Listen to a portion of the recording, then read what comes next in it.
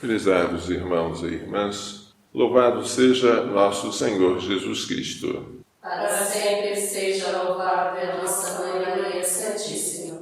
Hoje, segundo domingo da Páscoa, festa da Divina Misericórdia, a Igreja nos propõe como primeira leitura a vida dos primeiros cristãos. Os Atos dos Apóstolos nos dizem que os discípulos, eles ainda não haviam recebido o nome de cristãos, eram perseverantes em ouvir o ensinamento dos apóstolos, eram perseverantes na comunhão fraterna, eram perseverantes na fração do pão e eram perseverantes nas orações. Ensinamento dos apóstolos, catequese, pregação, comunhão fraterna, eles possuíam tudo em comum, socorriam os necessitados. Fração do pão é a Eucaristia, é o nome técnico do sacramento e do sacrifício celebrados sobre o altar. E eram perseverantes nas orações. A Eucaristia é uma oração, a maior de todas, mas também nas outras orações eles eram perseverantes. Tinham tudo em comum. A pobreza não era apenas afetiva, mas também efetiva. Vendiam suas propriedades, repartiam o dinheiro entre todos, conforme a necessidade de cada um. Não eram obrigados a fazer isso, faziam voluntariamente, mas faziam com alegria. Frequentavam diariamente o templo, que ainda não havia sido destruído e que ainda não expulsava os cristãos de lá. Partiam o pão pelas casas, tomavam a refeição com alegria e simplicidade de coração e cresciam em número. A cada dia o Senhor acrescentava mais pessoas que seriam salvas. Assim, São Lucas traça nos Atos dos Apóstolos um quadro de como era a comunidade cristã primitiva em união, unânimes, perseverantes em torno da Eucaristia. O Salmo 117, um salmo pascal que fala: este é o dia que o Senhor fez para nós, lembrando o dia da Páscoa, que fala: a pedra que os pedreiros rejeitaram tornou-se a pedra angular, lembrando de Jesus rejeitado pelos homens, mas exaltado pelo Pai. Este salmo começa com uma procissão. Numa procissão, as pessoas cantam, e às vezes cantam em coros alternados. O que essa procissão vai cantar? A misericórdia de Deus. Aquele que rege diz: a casa de Israel agora o diga, quer dizer, os israelitas. Aí o povo respondia: eterna é a sua misericórdia. A casa de Arão agora o diga, ou seja, os sacerdotes, os que eram da classe sacerdotal. Aí os sacerdotes respondiam: eterna é a sua misericórdia. Os que temem o Senhor agora o digam. Quem eram eles? Eram os que não eram judeus, mas eram simpatizantes do judaísmo. Eles eram chamados de tementes a Deus ou adoradores de Deus. Os que temem o Senhor agora o digam. Aí eles respondiam: eterna é a sua misericórdia. É um salmo de alegria, de louvor, pela misericórdia de Deus e por todas as maravilhas que Ele fez para nós neste dia. A segunda leitura, tirada da primeira carta de São Pedro, portanto, foi a primeira encíclica papal que nós tivemos.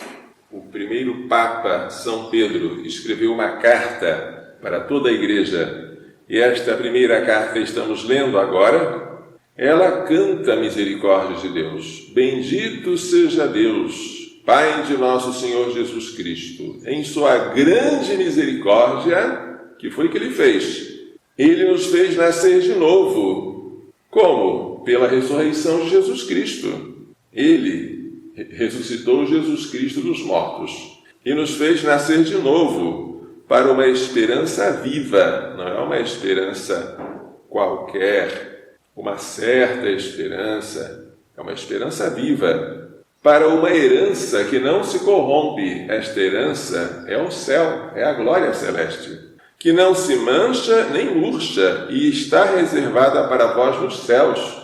São Pedro está cantando a misericórdia de Deus, que nos fez herdeiros do céu, que nos fez gerar de novo pela ressurreição de Jesus. Graças à fé, graças ao poder de Deus, vós fostes reservados, guardados para a salvação que deve manifestar-se nos últimos tempos. E isto, diz São Pedro, é motivo de alegria para vós, embora seja necessário que por algum tempo vós fiqueis tristes por causa das provações. A alegria já é presente e não podemos viver sem ela, mas no momento atual ela é mesclada com tristezas. As provações, porém, são providenciais, porque elas servem como meio de purificação. O ouro, que perece, é provado no fogo. Quanto mais a nossa fé. Pela provação, pela perseguição, pelas dores, a nossa fé será provada. Ela se tornará autêntica, verdadeira, e alcançará louvor, honra e glória no dia em que o Senhor se manifestar. Sem ter visto o Senhor, vós o amais. Isto é a fé. Amar aquele a quem não vemos. Sem o ver ainda, um dia nós veremos, mas não agora, nele acreditais. E isto será para vós fonte de alegria indizível e gloriosa, porque obtereis aquilo em que acreditais, a salvação de vossas almas. Portanto, nós já somos convidados a sermos alegres, antecipando com a alegria a felicidade do céu que nos espera e que nos está reservada. O Evangelho de hoje conta, segundo São João, 2 aparições de Jesus. Uma delas no domingo da ressurreição, à tarde, e outra no segundo domingo, no domingo seguinte à da ressurreição, que é hoje.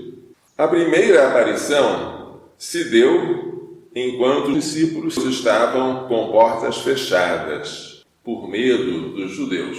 Jesus apareceu no meio deles, porque o corpo glorioso de Jesus pode atravessar as paredes. É um corpo verdadeiro como o nosso, mas ele não está sujeito à lei da impenetrabilidade. Ele se colocou no meio deles e disse: a paz esteja convosco. Se alguma criança perguntar qual é o presente de Páscoa que Jesus veio nos trazer, a resposta é a paz. Depois disso, mostrou-lhes as mãos com os sinais das chagas e o lado com o sinal da lança que perfurou seu coração, para dizer: sou eu mesmo, aqui estão os sinais de que eu morri, mas agora ressuscitei. Então os discípulos se alegraram ao verem o Senhor. Jesus novamente disse: a paz esteja convosco. Portanto, Jesus quer no dia de Páscoa nos dar a paz. Como é que a paz nos é dada? Pelo perdão dos pecados, porque o pecado nos escraviza, e o escravo não tem paz. Somente quem é livre tem paz. Portanto, Jesus diz: como o Pai me enviou, também eu vos envio. O Pai me enviou para ser profeta, sacerdote e pastor. Como profeta, eu prego. Como sacerdote, eu me sacrifico e eu santifico. Como pastor, eu guio, eu conduzo. O que eu recebi do Pai, eu agora transmito a vós. A missão que o Pai me deu, eu agora entrego a vós, para que vós também possais ensinar, santificar e conduzir a Igreja. Mas como é que os apóstolos poderão santificar? Quem santifica é o Espírito Santo. Então Jesus sopra sobre eles e diz: recebei o Espírito Santo. Aqueles a quem perdoardes os pecados serão perdoados. Esta é a parte boa. Agora vem a parte amedrontadora. Aqueles a quem não perdoardes serão retidos. A Igreja tem poder de perdoar e tem o poder de não perdoar se ela perceber que o pecador não está arrependido, não tem desejo de evitar o pecado ou de evitar as ocasiões próximas de pecar. Quando isso acontece, a Igreja não perdoa, não por culpa dela, mas do pecador que não quer se converter. Este é o presente de Páscoa. Quando o sacerdote absolve, antes de pronunciar a fórmula da absolvição sacramental, ele diz umas palavras muito bonitas. Deus Pai de misericórdia, é a primeira pessoa da Santíssima Trindade, que pela morte e ressurreição de seu Filho, segunda pessoa da Santíssima Trindade, reconciliou o mundo consigo, é a obra da redenção, e enviou o Espírito Santo, terceira pessoa da Santíssima Trindade, para a remissão dos pecados, te conceda pelo ministério da Igreja duas coisas, o perdão e a paz. É aquilo que a absolvição sacramental nos traz. O perdão e com ele a paz. A paz esteja convosco. Depois o Padre diz, e eu te absolvo de teus pecados, em nome do Pai, do Filho e do Espírito Santo. Portanto, quem quer ter paz deve obter o perdão. E quem quer ter o perdão deve ir à Igreja para recebê-lo das mãos dos sacerdotes. Mas Tomé, que era um dos 12, não estava no local quando Jesus apareceu. Os outros discípulos disseram, vimos o Senhor. Mas Tomé não quis acreditar, julgou que eles estavam tendo uma alucinação coletiva. E eram 10 os que disseram que viram o Senhor. Mas Tomé foi incrédulo, foi duro para crer e disse que só creria se ele visse e apalpasse as marcas das feridas. 8 dias depois, que é hoje, Jesus apareceu de novo, mas desta vez Tomé estava presente. Estando fechadas as portas, Jesus entrou, como antes, e disse, a paz esteja convosco. Depois disse a Tomé, põe o teu dedo aqui, olha as minhas chagas, apalpa-me, estende a tua mão, coloca no meu lado. Não sejas incrédulo, mas fiel. A incredulidade de Tomé foi muito útil para nós, porque ao vermos que os discípulos só aceitaram o fato da ressurreição porque foi algo imposto a eles pela evidência, nós entendemos que não foi invenção, que não foi fábula, foi algo real. Então Tomé se prostrou diante de Jesus e disse, meu Senhor e meu Deus. É uma profissão de fé na divindade de Cristo. E Jesus disse, acreditaste porque me viste. Que foi que ele viu? Ele viu Jesus, homem.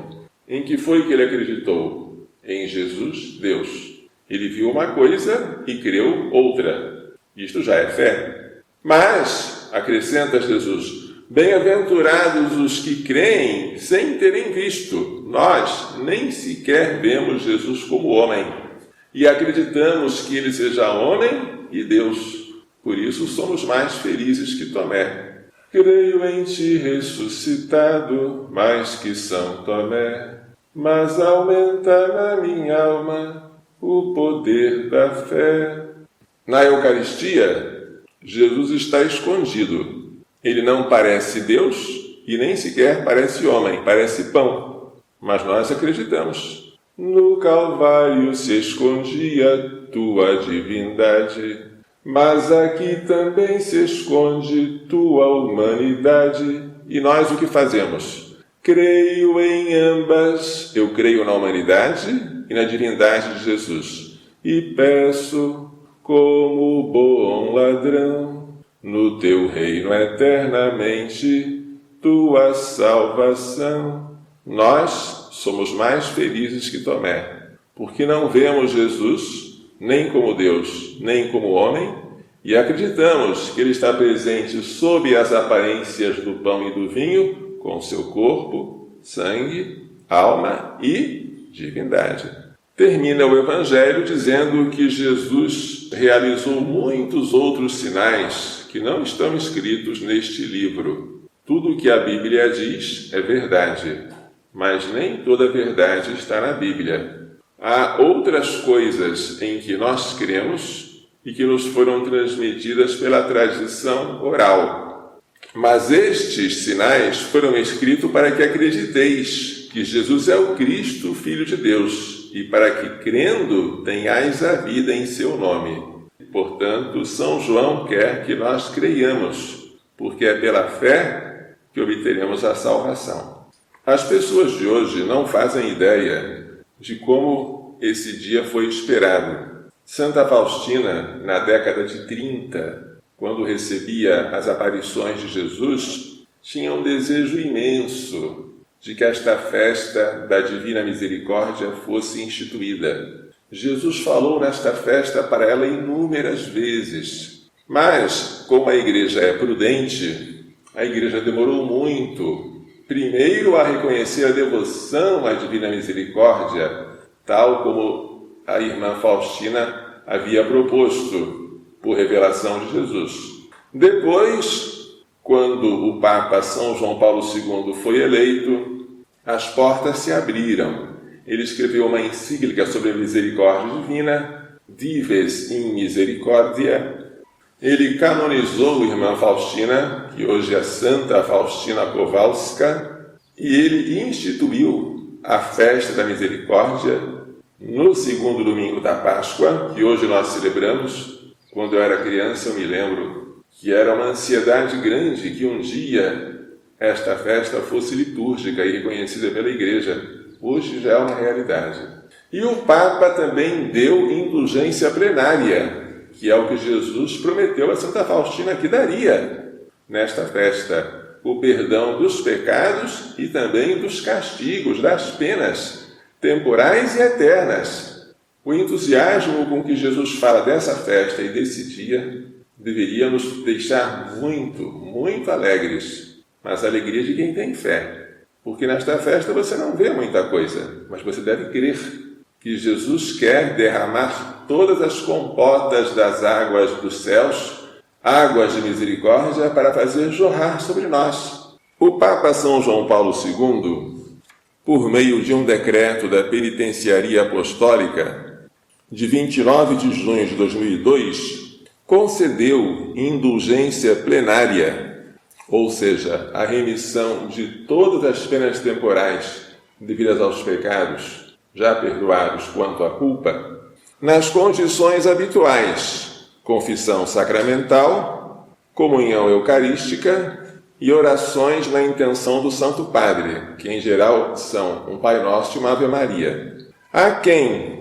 Ao fiel que no segundo domingo da Páscoa, ou seja, domingo da Misericórdia Divina, em qualquer igreja ou oratório, estamos em um oratório, com espírito desapegado completamente da afeição a qualquer pecado, também venial. Portanto, quem estiver em pecado venial, não dê indulgência plenária. Participe nas práticas de piedade em honra da Divina Misericórdia. Devemos, portanto, neste dia, se quisermos lucrar a indulgência plenária, participar das práticas de piedade em honra à Divina Misericórdia. Estamos aqui com o quadro de Jesus Misericordioso, tal como Jesus mandou que Santa Faustina pintasse, com os seus raios vermelho e branco. O vermelho representando o sangue e o branco representando a água que jorraram do lado aberto de Jesus na cruz.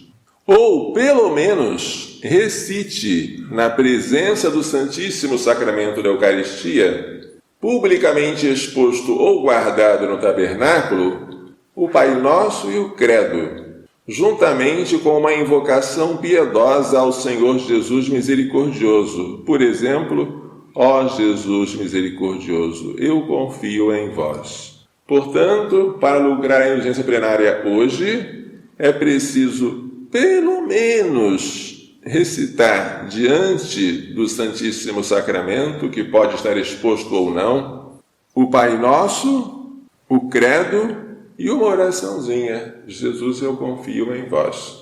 E as pessoas que não podem ir à igreja? O Papa pensou nelas. Aos homens do mar, que realizam seu dever em grande extensão do mar. Aos numerosos irmãos que os desastres da guerra, as vicissitudes políticas, a inclemência dos lugares e outras causas do gênero afastaram da pátria.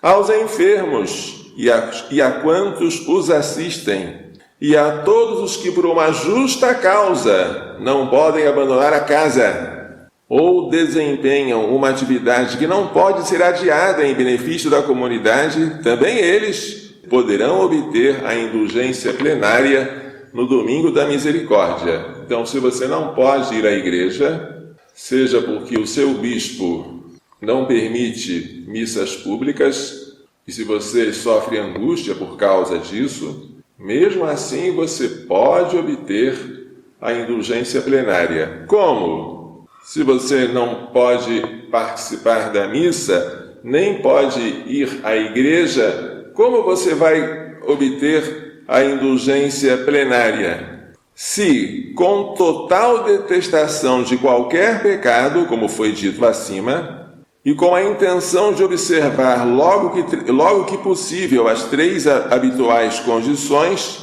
que são a confissão sacramental, a comunhão eucarística e as orações da intenção do Santo Padre, recitem diante de uma piedosa imagem de nosso Senhor Jesus Misericordioso o Pai Nosso e o Credo, acrescentando uma invocação piedosa. Por exemplo, ó Jesus misericordioso, eu confio em vós. Portanto, você que está em casa, que não pode sair de casa e que desejaria receber a indulgência plenária, pode receber? Pode. Faça um ato de contrição perfeita pelos seus pecados, um ato de contrição por amor a Deus, não apenas por medo do inferno e dos castigos divinos, porque isso seria a contrição imperfeita. Faça um ato de contrição perfeita, um ato de repúdio a qualquer pecado, mesmo venial. Tenha a intenção de se confessar e comungar o mais rápido possível. E diante de uma imagem de Jesus misericordioso que você deve ter em casa, pode ser que não tenha uma imagem grande, mas pode ter uma estampa pequenina, ou mesmo uma capa de um livrinho que tem essa estampa, o que você pode fazer? Recita um Pai Nosso, um credo e diga: Jesus, eu confio em vós. E não se esqueça de rezar um Pai Nosso e uma Ave Maria pelo Papa, como se deve fazer em qualquer indulgência plenária.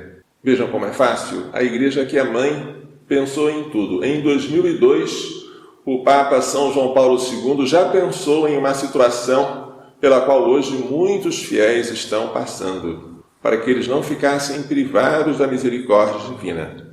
E se isto é motivo de alegria para nós, também é motivo de angústia, que pela primeira vez na história, e queira Deus única, as missas públicas estejam proibidas e os fiéis sintam fome do pão da vida. Vamos implorar hoje a misericórdia divina para que esse tempo passe logo e para que nunca mais ele volte.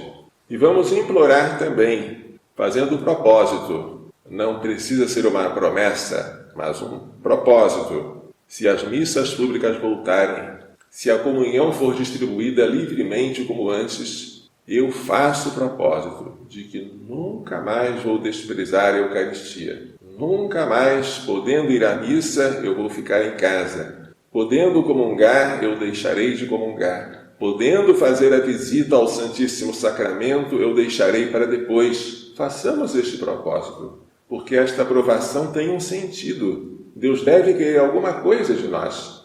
Providencialmente, o dia de hoje, domingo, neste ano, antecede uma data muito perigosa. Na sexta-feira que vem, dia 24 de abril, o Supremo Tribunal Federal deverá julgar, por julgamento virtual, ou seja, por videoconferência, sem a presença física dos ministros, uma ação direta de inconstitucionalidade que visa reinterpretar os artigos do Código Penal que incriminam o aborto, a fim de não incluírem entre eles o aborto de criancinhas microcéfalas, crianças com cabeça pequena, supostamente associadas à infecção pelo Zika vírus, Os ministros do Supremo já aprovaram há alguns anos o aborto de crianças anencéfalas e agora querem aprovar o de crianças microcéfalas. Mas isso é apenas um estágio para a aprovação do aborto até 3 meses por qualquer motivo. E isso já está em pauta também, que é a DPF 442. Se eles querem julgar agora o aborto de microcéfalos, é simplesmente para facilitar o aborto amplo, geral, até 3 meses, como já está em tramitação no Supremo Tribunal Federal. E a pergunta é: o que nós podemos fazer? Juridicamente, nada. A Constituição, quando foi feita, previu que o Supremo Tribunal Federal fosse composto de ministros, mas não previu que fosse composto de monstros. Mas se aqueles 11 ministros, nenhum deles eleitos por nós, todos eles indicados pelo presidente da República, se esses 11 ministros, boa parte deles indicados por presidentes do PT, como o Lula e a Dilma, se esses 11 ministros, à imagem e semelhança do PT, resolverem declarar que o aborto é livre, interpretando a seu bel prazer o Código Penal e a Constituição, nós não temos nenhum mecanismo para invalidar a decisão deles. Somos reféns deles que atuam agora como ditadores. Estamos sofrendo uma ditadura que nunca sofremos na nossa história. A partir do ano de 2004, o Supremo Tribunal Federal mudou de conduta e passou a invadir a competência do Poder Legislativo, fazendo leis e reformando a Constituição por sua própria conta. E como eles não são eleitos por nós, e como o mandato deles é vitalício, eles não têm medo da nossa opinião contrária a deles. O espetáculo está armado, o circo está pronto, mas os palhaços não são eles. Os palhaços somos nós. Eles, os ministros, estão sentados na arquibancada para rir de nós. Enquanto nós dizemos aborto não, eles riem e dizem: não devemos satisfação a ninguém. Esta frase não é minha. Esta frase foi dita pelo ministro Luiz Fux. Nós, depois da investidura, não devemos satisfação absolutamente a ninguém. E é assim que o Supremo Tribunal Federal vem avançando. Ele já obteve a liberação do aborto de anencéfalos, a união estável de pessoas do mesmo sexo com a sua conversão em casamento, obteve a incriminação da oposição ao homossexualismo, apelidada de homofobia, está para obter a liberação do aborto de microcéfalos, para depois obter a liberação geral do aborto até 3 meses de gestação. E nós? O que podemos fazer? Eu digo o que nós podemos fazer. Em 1963, 64, o Brasil passava por situação semelhante, mas eu acho que não era tão grave quanto agora. Naquele momento, os comunistas estavam prontos para tomar o poder e implantar um regime comunista em nosso país. Mas naquela época, a população saiu às ruas não apenas para gritar, mas para rezar. Saiu com o terço na mão, na chamada Marcha da Família com Deus pela Liberdade. Essas marchas fizeram com que os militares percebessem que o povo estava descontente com o governo e assim eles fizessem a Revolução de 31 de março de 64. E foi uma revolução tão simples, sem o disparo de tiros, sem derramamento de sangue. E depois da Revolução houve outras marchas, que foram chamadas Marchas da Vitória, em que o povo glorificava a Deus pela revolução acontecida e pela expulsão dos comunistas. O aborto é pior do que o comunismo. Vermos o país sujeito a uma lei que mata criancinhas e você vê as crianças sendo mortas e não pode chamar a polícia. Você vê cadáveres de crianças na lata de lixo, um olhinho olhando para você e você não poder denunciar porque aquilo agora é um direito. Isso é um pecado horrível. Isso é um castigo horrível para nós brasileiros. E se nós amamos a Deus sobre todas as coisas e amamos as crianças que estão para ser abortadas como a nós mesmos, não podemos ficar quietos dizendo: paciência, não sou eu que vou ser abortado. Isso é falta de amor. Se nós amamos o próximo como a nós mesmos, devemos nos colocar no lugar das criancinhas que vão morrer e implorar a Deus misericórdia. O que eu convido então que se faça desde hoje até o dia 24, em que está para ser julgada a ação direta de inconstitucionalidade que pretende liberar o aborto de crianças microcéfalas? Eu proponho que nós façamos todos os dias meia hora de adoração diante do Santíssimo Sacramento. Nem todos têm o hábito de fazer, mas eu queria que todos, inclusive os que não têm este hábito, façam de hoje, domingo, até sexta-feira, dia 24, das 3 às 3h30, diante do Santíssimo Sacramento. Se a igreja estiver fechada nessa hora, você pode fazer do lado de fora, ou pode fazer uma outra hora em que a igreja esteja aberta, mas que faça das 3 às 3h30, se possível, todo dia, implorando a misericórdia sobre o Brasil. E se nós, brasileiros, que somos muitos, nos unirmos nesta invocação incessante à misericórdia divina, Deus nos vai atender. Não sabemos como Ele nos vai atender. Como aqueles que estavam marchando nas ruas rezando o terço, não sabiam que Deus ia atender por meio de uma revolução militar. Mas sabemos que Deus não deixa de ouvir a nossa oração se ela é feita com fé e com perseverança. Das 3 às 3h30, como você ocupa esse tempo para adorar o Santíssimo Sacramento? Você pode ocupá-lo rezando o Terço da Misericórdia e o Terço Mariano. As duas orações juntas gastam mais ou menos 30 minutos. Depois você faz uma comunhão espiritual, já que você não pode naquele momento receber Jesus sacramentalmente, e reza um Pai Nosso e uma Ave Maria para obter indulgência plenária, porque esta prática de 30 minutos de adoração ao Santíssimo dá a você o direito à indulgência plenária. E como será maravilhoso, todas as pessoas que estão ouvindo pela internet, pelo Brasil afora, como será maravilhoso se todos nós nos juntarmos nesta corrente de oração, desde hoje, domingo da misericórdia, até sexta-feira que vem, dia em que o aborto de crianças microcéfalas será julgado. Podemos pensar em muitas outras estratégias, mas nenhuma delas vai ter êxito se não passar pela oração. E não há hora melhor para rezar do que às 3 da tarde. Não há lugar melhor para rezar do que diante do Santíssimo. E naquele momento, não há oração melhor do que o Terço da Misericórdia, seguido pelo Terço Mariano, tão pedido por Nossa Senhora.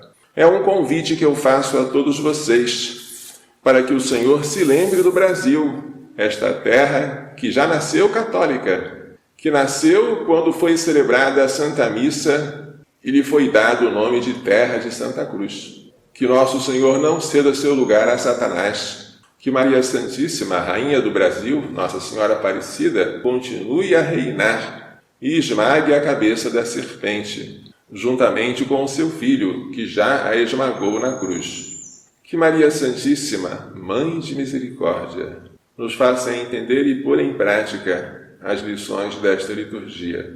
Louvado seja nosso Senhor Jesus Cristo. Assim seja louvado